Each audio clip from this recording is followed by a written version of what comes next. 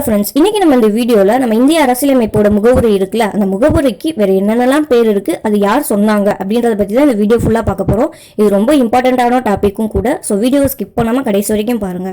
சின்னதாக தான் இருக்கும். ஸோ இதில் வந்து நான் யார் சொன்னாங்க அந்த பர்சனோட நேமை வந்து நான் ரெட் மார்க் பண்ணியிருப்பேன்.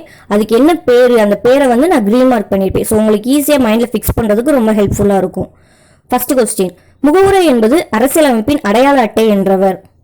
ஆன்சர் வந்து NA பல்கிவாலா. அப்போ அடையாள அட்டை அப்படின்னு சொன்னோன்னே உங்களுக்கு இந்த ஆன்சர் தான் ஞாபகம் வரணும்.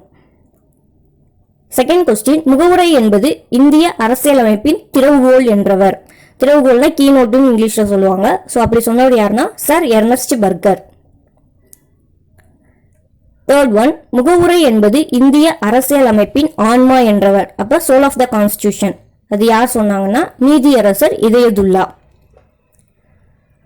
ஃபோர்த் ஒன், முகவுரை என்பது அரசியலமைப்பை உருவாக்கியோரின் எண்ணங்களை அறிய உதவும் சாவி.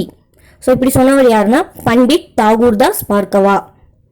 ஸோ அந்த கீவேர்டை மட்டும் நல்லா மைண்டில் நீங்கள் ஃபிக்ஸ் பண்ணிக்கோங்க. அந்த கீவேர்டை நீங்கள் ஃபிக்ஸ் பண்ணிட்டீங்கனாலே நீங்கள் ஆன்சரை ஈஸியாக ஐடென்டிஃபை பண்ணிக்கலாம்.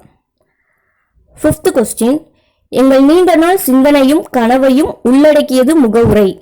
ஸோ இப்படி சொன்னவர் யாருன்னா அல்லாடி கிருஷ்ணசாமி ஐயர். அடுத்தது, முகவுரை நம் இறையாண்மையுடைய மக்களாட்சி குடியரசின் ஜாதகம் என்றவர். ஸோ ஜாதகம் என்றவர் அப்படின்னு சொன்னோன்னே உங்களுக்கு KM முன்ஷி.